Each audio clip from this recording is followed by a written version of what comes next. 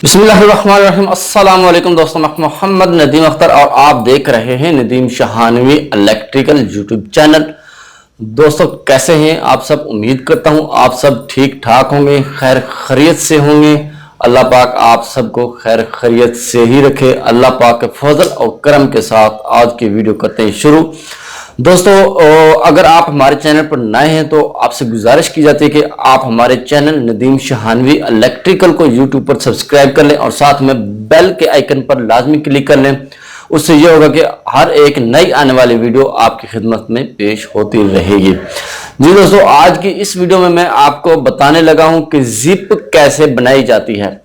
Zip अक्सर आपने देखी होगी, जो बैग्स वगैरह के साथ लगी होती है, लगेज वगैरह के साथ जिप लगी होती है, उसको कैसे बनाया जाता है वो आज मैं आपको दिखाऊंगा।